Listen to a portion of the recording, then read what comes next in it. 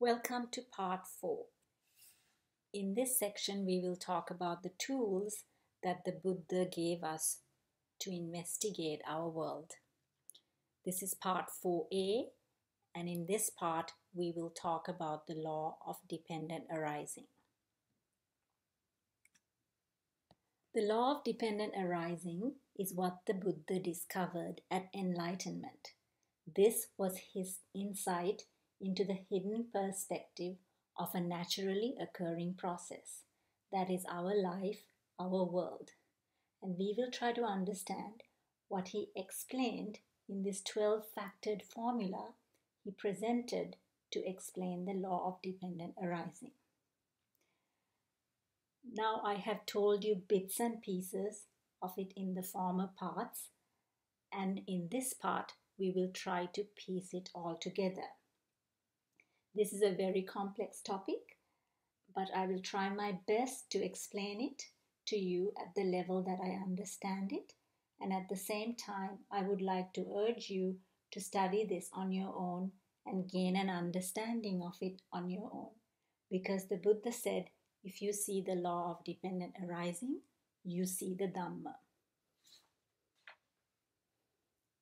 So it is a very important topic.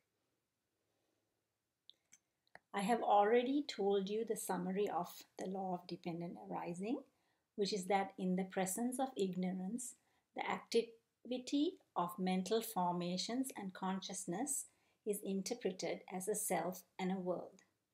Now, through this 12-link formula, the Buddha gives a detailed mechanism of how this process happens and what it means to us. Before we talk about the 12 factors of dependent arising, I would like to orient you to this diagram first. I have drawn this figure here to remind us that this dependent arising process is a natural process of the 5 aggregates. It is the moment-to-moment organizing and reorganizing of the 5 aggregates and how this process feeds itself to self-perpetuate. You are already familiar with the setup of the 5 aggregates in this format. Here we have the materiality component, which is form, and then we have feeling, perception, and these 3 mental factors that are described as mental formations and consciousness. And associated with materiality, we have the 6 sense organs, the eye, ear, nose, tongue, body, and mind, and their respective sense objects. The sense organs and their respective objects arise with the interaction of mentality, materiality, and consciousness.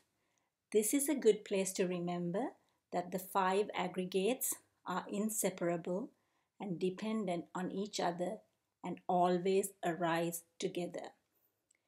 Now in the background, I have placed this pink oval to include what keeps this process going, a cycle that feeds itself to keep going. The component that keeps this cycle going is ignorance, not knowing the truth. It conditions mental formations.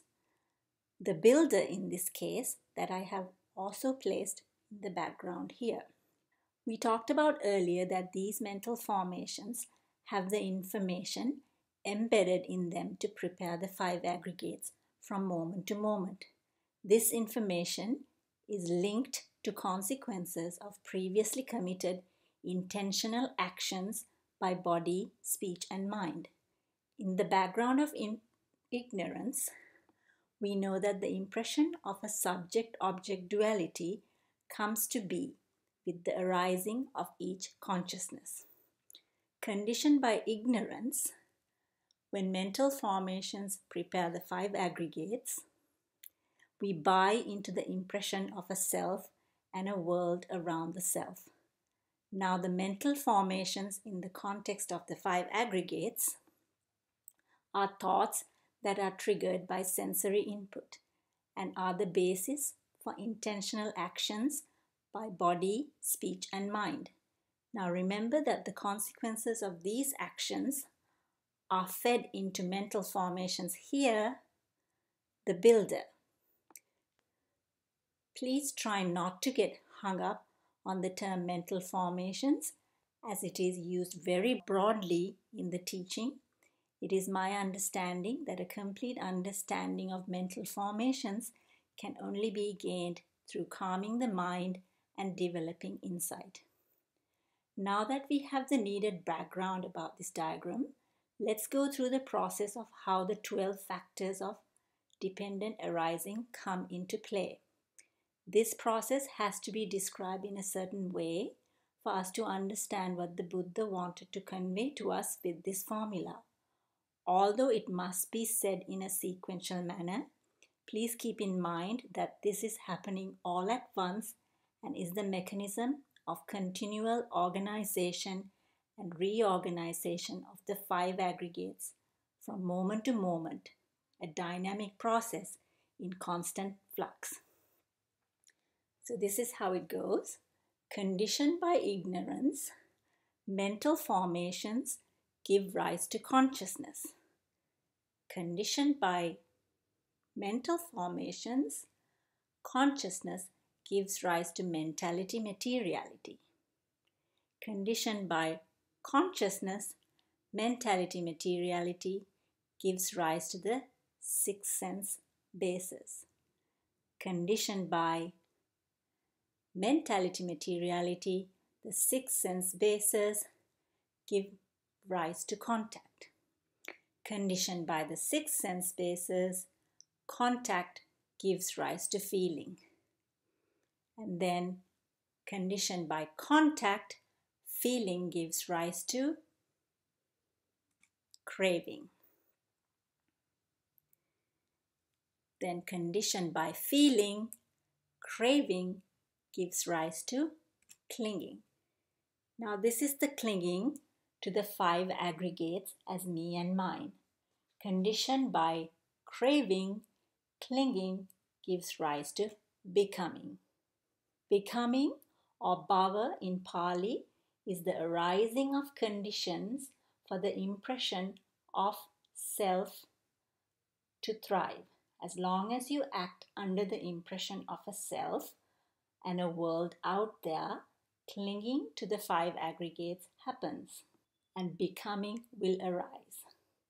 Conditioned by clinging, becoming gives rise to birth.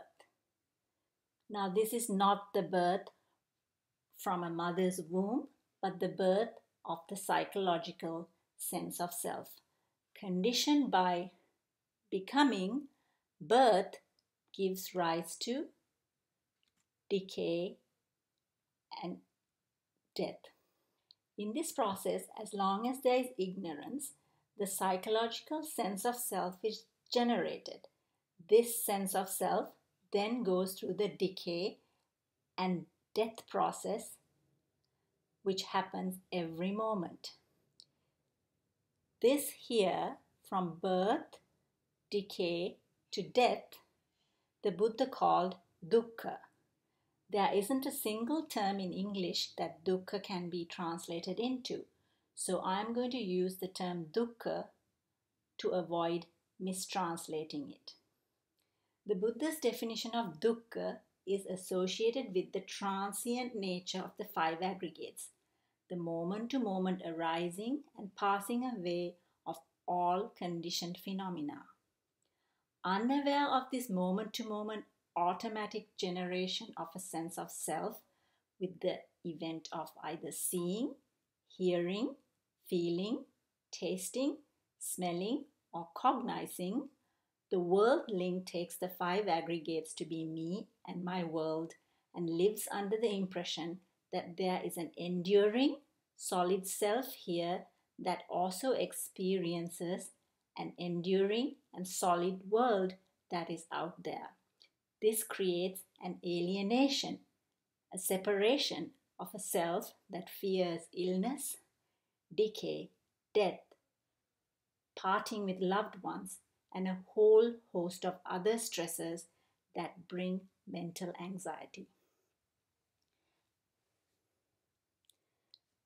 Now I want to show you a diagram in a format that you may be familiar with when it comes to discussing the 12 links of the process of dependent arising.